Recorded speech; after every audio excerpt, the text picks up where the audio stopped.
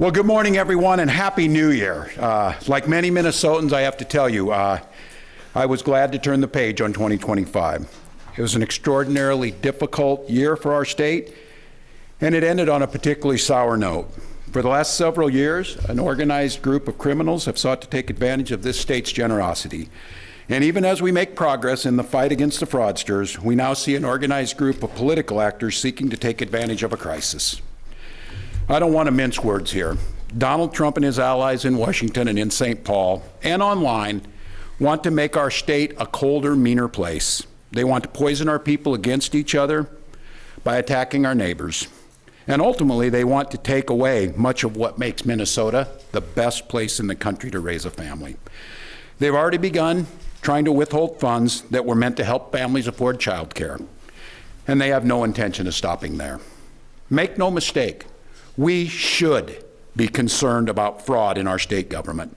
We cannot effectively deliver programs and services if we can't earn the public's trust. That's why over the past few years, we've made systemic changes in the way we do business. We've gone to the legislature time and time again to get more tools to combat fraud. We've fired people who weren't doing their jobs. We've seen people go to jail for stealing from our state.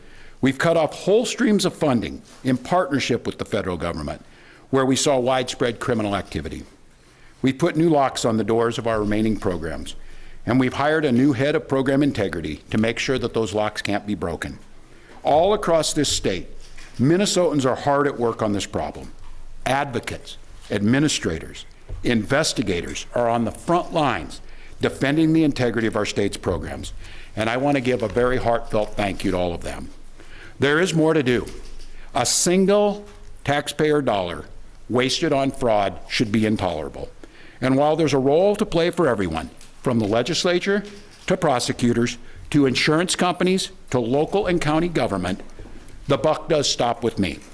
My administration has been taking fast, decisive action to solve this crisis. We'll win the fight against the fraudsters. But the political gamesmanship we're seeing from Republicans is only making that fight harder. We've got Republicans here in the state legislature playing hide and seek with potential whistleblowers. We've got conspiracy theorist right-wing YouTubers breaking into our daycares, demanding access to our children. We've got the President of the United States demonizing our Somali neighbors and wrongfully confiscating funds that Minnesotans rely on. It's disgusting and it's dangerous. Republicans are playing politics with the future of this state. It's shameful, and I've said it before and I will continue to say it.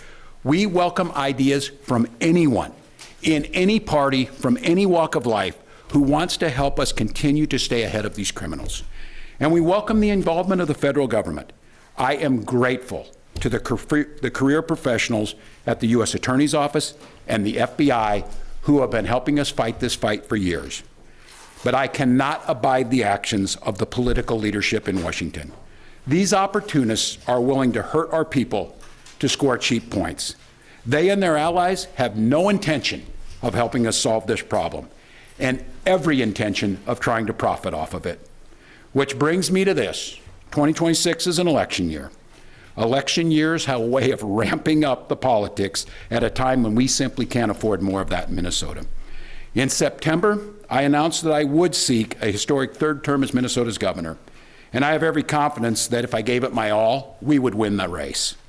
But as I reflect on this moment with my family and my team over the holidays, I came to the conclusion that I can't give a political campaign my all. Every minute that I spend defending my own political interest would be a minute I can't spend defending the people of Minnesota against the criminals who prey on our generosity and the cynics who want to prey on our differences. So I've decided to step out of this race, and I'll let others worry about the election while I focus on the work that's in front of me for the next year. I'm passing on this race with zero sadness and zero regret. I did not run for this job to have the job. I ran for the job to do the job. Minnesota faces enormous challenges this year, and I refuse to spend a single minute doing anything other than rising to meet this moment. Minnesota has always come first and always will. That's what I believe servant leadership demands of me. As an optimist, I'll hold out some hope that my friends on the other side of the aisle will consider what servant leadership demands of them in the moment. We can work together to combat against the criminals. We can work together to rebuild the public's trust and make our state stronger.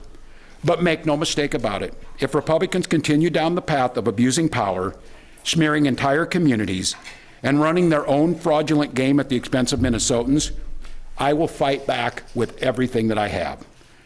I am absolutely confident a Democratic and a DFLer will hold this seat come November. I'm confident that I'll find ways to contribute to the state that I love long after next January. But there'll be time to worry about all that later. Today, I'm proud of the work we've done to make Minnesota America's best place to live and raise kids.